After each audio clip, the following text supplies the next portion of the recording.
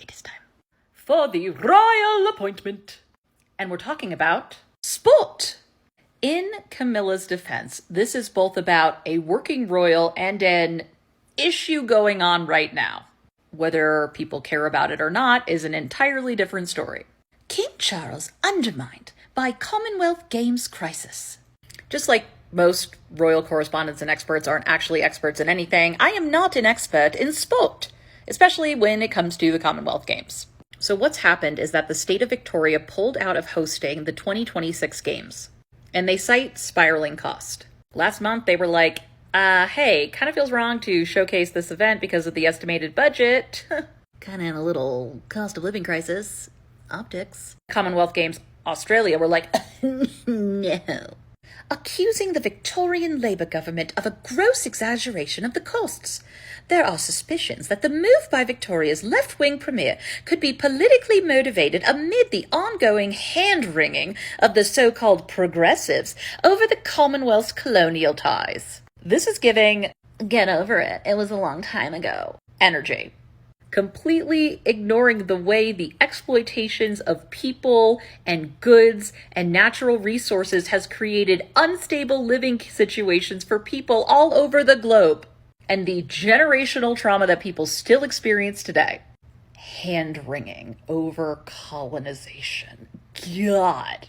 Adding to the problem is that the 2023 bid from Alberta has just been pulled as well, citing cost. So Camilla's point is that this was done to undermine the king. It would seem unthinkable for the same thing to have happened when Queen Elizabeth II was on the throne. I mean, maybe?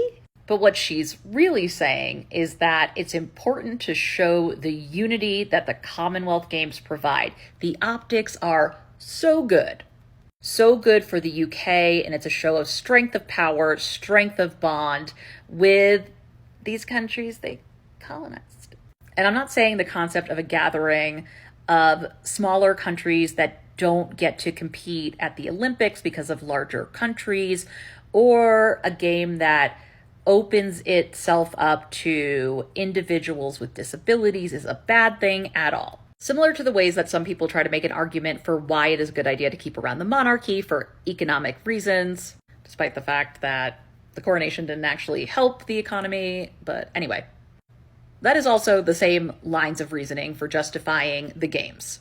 That the symbolism is way more value than any economic terms. But in case you were wondering, it's very good for the economy. And then we get into her example of Birmingham. There's a hyperlink, so at first I thought, oh my God, we're going to be able to check sources. Especially what I was really hoping for was that 200% increase. But who am I kidding? It just linked to a Telegraph article about who the biggest winners and losers were from the Commonwealth Games.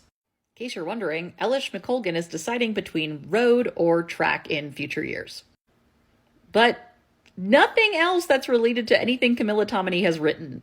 But also, what was the actual growth in pounds? How does that compare to what they had to spend to prepare for these games and these millions of visitors? I'm going to go over to this other opinion piece from The Guardian, in which Greg writes, "We spend far too much time using economics to justify things. Simple and to the point." Quote, "Too often the cost of things is ignored because of mythical benefits, while things that provide actual benefit to society are avoided because of a focus purely on the price tag." End quote. Like gutting the NHS? So this opinion piece really talks about the hypocrisy of what the government is willing to justify spend on. He compares this to the Olympics when he says, quote, "Commonwealth Games, just like Olympic Games, are notorious for being justified by economic benefits that are more observed in potential than actuality." End quote. And he does concede that, yes, they should look into the discrepancy between Victoria's projected spend on these games and the Commonwealth Games Association. The difference is in the billions. Greg mentions a report that suggests that the economy actually wouldn't grow that big from these games. Like, increasing $2.9 billion over 9 years seems like a big deal, until you realize that in 2018 to 2019, the annual Queensland economy was $350 billion. Back to Birmingham. I found the stats that Camilla cites in her piece. They're from the Birmingham 2022 Commonwealth Games. And I'm not saying that means they should be totally cast aside, but it would behoove them to show positive Incredible stats. And if you look at any bit of data closely enough, you can find what you're looking for. Of course, the city council and the government is going to praise effusively these games. They have to justify them to people who might be like, could we have used that money other places? But also, it's a study by a market research firm which was done on behalf for the Department of Digital Culture, Media, and Sport. And I'm not suggesting that the researchers changed any data at all, not in the least. But what I am saying is that Commonwealth Sport can use the data to tell whatever story that they want to tell. But also the results come out on September 2nd, 2022. The games ran from July 28th to August 8th. That is not a lot of time to let the dust settle. What, now that it's 2023, were the long-term impacts, and why didn't Camilla use that in her piece? I did find an interim report on the results of the games from January 2023 from the UK government. It's 92 pages, and I ain't got time for that. But they do discuss doing a survey of businesses, including which businesses held a games contract.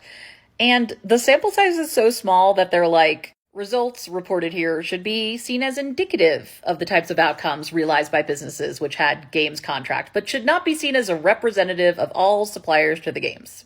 Maybe just there weren't a lot of businesses involved, but that's, interesting. They say this in the conclusion. The impacts of the games events are not limited to the short-term economic impacts, however, and the evidence included in this interim evaluation report also points to the potential for longer-term economic benefits to be realized through the Birmingham 2022 Games events, as well as wider positive social impacts, etc. Really, it should say short-term, but what about the long-term impacts? It's been a year from yesterday that these games happened. Perhaps in the coming months or next year, there will be a follow-up report that looks into long-term impacts of the games. Was it actually financially significant for Birmingham? Well, this went in weird places. I know this week wasn't as funny as usual, but blame Camilla, not me. I'm working with what I got. So Charles needs to sort this out over the summer. Okay. Big job for the big boy king. I'm gonna get my games. I want my games and I want them now. Okay, enough.